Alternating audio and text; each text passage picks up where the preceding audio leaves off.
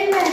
So, gusto ko lang encourage sa inyo yung para sa Proverbs 3:5-6 para po sa tithes and offering po natin. Ano po? Trust in the Lord with all your heart and lean not on your own understanding. In all your ways, acknowledge Him and He will direct your path. Sabi nga po, di ba, trust.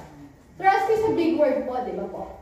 Para po sa ating mga tao. Hindi naman po tayo magtitiwala kagad po, di ba po? Kung bagong kilala pa lang po natin. Tama po ba? Yes. Ganon din po para kay Lord po. Kailangan po natin mag-trust sa Kanya in all aspect po, especially po sa financial po natin issue.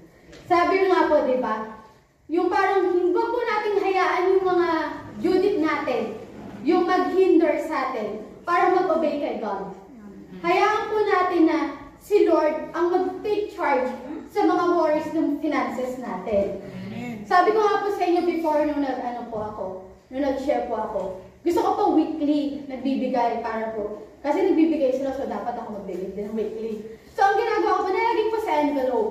Ngayon po, yung envelope po na yun, minsan syempre po, hindi po natin namamalayan, may biglang gastos.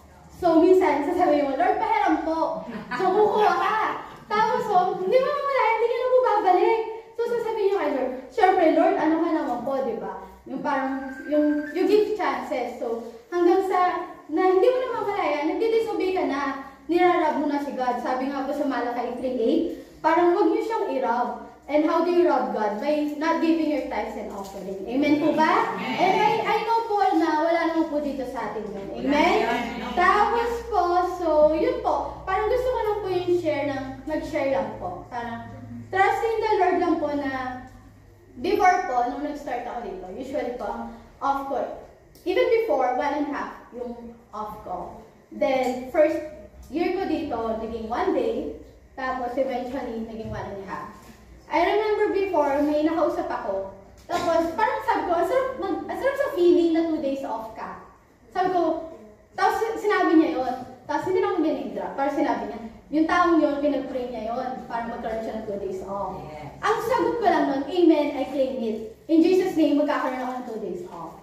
And then after these 4 years, nagkaroon ng 2 days off na. Amen, thank you Lord po. Tapos po, may bonus pa po si Lord. Wow. Kasi po, napakagaling po ni Lord na despite na Saturday, Sunday off po, parang binigyan niyo po, yung ang good ni Lord kasi binigyan niyo po ako ng chance na makasama yung mga kabataan po para magkaroon ng fellowship. Yung parang, sabi nga po kasi, di ba, parang kailangan i-teach po natin yung mga kabataan kasi po sila yung susunod na next generation. Nakakatuwa po, thank you Lord po sa binibigay ng wisdom sa mga kabataan para magkaroon ng willingness, para i-open po nila yung mga questions na meron sa utak nila para mas makilala si Lord. Amen? Tapos sabi nga po, nakakatuwa kasi po one time. Sabi ko po, wala po kaming Bible study. So parang gusto lang po, fellowship lang po, ice cream. Tapos sabi nila, may Bible study po tayo, tita. Sabi ko, wala, kasi parang hindi naman porket parang may fellowship ka, lagi na lang Bible study. Minsan pwede rin kayong kumain or gumawa ng some activities para magkakinalan kayo habang kinikilala niyo si Lord. Amen? So, ang masasabi ko lang po, trust in the Lord po. Obeying God by giving our tithes and offering. And then our labor will not be in vain. Amen? So, handa na po ba tayo magbigay? Amen? Buksan na po natin ang ating mga puso at pag-pray na po natin ang ating tithes and offering. Amen?